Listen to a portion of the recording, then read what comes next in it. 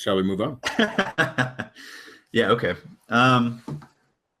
Actually, there was one other thing I wanted to ask you about here, because I'm not particularly well versed, but just because of my liberal inclinations, and especially an already rosy view of the Obama administration that's starting to develop in my head, I think pretty much purely as contrast to what's going on right now. Mm. Um, in terms of selling an idea that's not the real idea to the U.S. people in order to facilitate a conflict, what do you think about Obama? About what little he did in Syria, about what he did in Libya? Kill me. Well, I think Libya was, yeah, kill me is the appropriate response there. I think the way that I look at Obama is the more that I look at his Iran deal effort, the more heroic I find that particular thing. I think that is extraordinary. And I think that people should actually recognize, I mean, it's now likely to fail, but that was an extraordinary individual effort, because if you look into the sort of the background of that, you like maybe had a couple people who saw things the same way that he put in place, but the instincts of his entire political party, Washington D.C., were like, no, don't do this, don't do this. We need Iran as this bad guy. So that, like I said, the more I look at it, I was always an Obama critic. The more I look at it, the more impressed I am with that particular move, because that is honestly the only thing I can point to. Actually, Trump's end of the CIA funding of Syrian rebels is very impressive. But obviously now he's about to take down Assad himself. Well, anyway, we'll get into that towards the end. But you know, in terms of a sustained effort by a president to sustained incredibly complex, with a lot of moving pieces, effort by a sitting president to shut down an element of the military-industrial complex, I can't think of anything between that and Eisenhower's speech leaving. You know, what's the, you know, his Eisenhower's final address where he popularized the concept of military-industrial complex. I can't think of anything between Eisenhower and Obama's effort against the military-industrial complex that was that nothing. There's nothing from president in between. So that is heroic. That is impressive as hell. And unfortunately, I mean, if I'm wrong here, but something that was sold on its merits. Yeah, that is. Yeah. This is what it is. There was no, as far as I know, no lying involved. No, I mean, Fox News would tell you different, but no, it's an extraordinary, amazing effort. That said, because he's a U.S. president, and I need to do a video. I mean, U.S. presidents are not that powerful. That's which makes what Obama did with Iran so much more impressive. In order to do that, he had to sign on to a whole range of horse shit. Yemen is a fucking nightmare. I talk about it a lot, and that's a hell of a lot more on Obama than it is on Trump. I mean, yeah, you can talk about like details of this, that, and the other fucking thing, but it's Obama and his administration that committed us to the horror show in Yemen. It's Obama and his administration. Looking at it from what little I've looked at the planning and like rolling up to it, I think Obama was probably digging in his heels and keeping it from happening, but who fucking cares? Syria is still on him. That nightmare. I've done a couple videos on the channel, like talking about how, you know, we have this, the way that it's pitched to us in the US, like, oh, it was the Russians who made everything terrible. Well, no, actually, if you look at like refugee flows and casualty numbers, when the Russians got involved in 2015, I believe it was the fall of 2015, these numbers did double. But if you go back 2 years from what's now been acknowledged and come out in the New York Times, that the United States put $1 billion. This is the largest CIA program ever, I believe. And that's not just in terms of inflation. When you look at CIA programs, it's people doing skullduggery stuff, and, you know, $100 million there, $10 million there. Even at the height of the Cold War, the CIA itself put $1 billion into funding Syrian rebels against Assad and coordinated billions more from the Gulfi countries, all right? We created the war in Syria.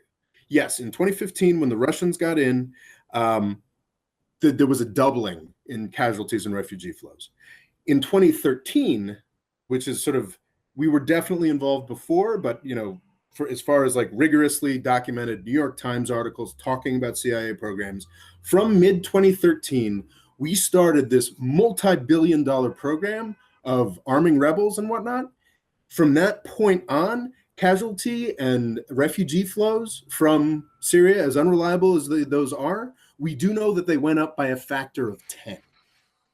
Okay, so like this horrible, horrible Russia involvement did double casualties and now seems to be ending the war, unless Trump does his thing. The U.S. intervention basically meant that 10 times more people died in Syria.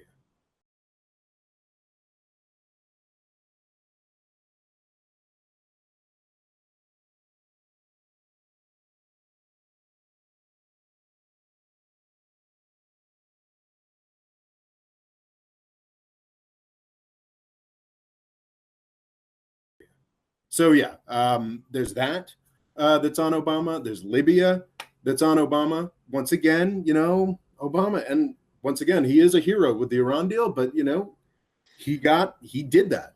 He destroyed, and this sort of myth that he was leading from behind, the French and the British, were supposedly leading that. No, like they got to go in and bomb things after the U.S. planes and forces destroyed the anti-aircraft stuff the night before. I mean, that was once again completely a U.S. project, and that happened under Obama. And it's also that in particular really freaking gets to me, because I think a lot of the critiques, there are valid critiques of Russia and China. Sorry, am I going off too much here? I've got something just when you're done. Yeah, there are valid critiques of Russia and China, and that, well, why are Russia and China always trying to block stuff in the Security Council when it comes to humanitarian stuff? Well, in Libya, they didn't.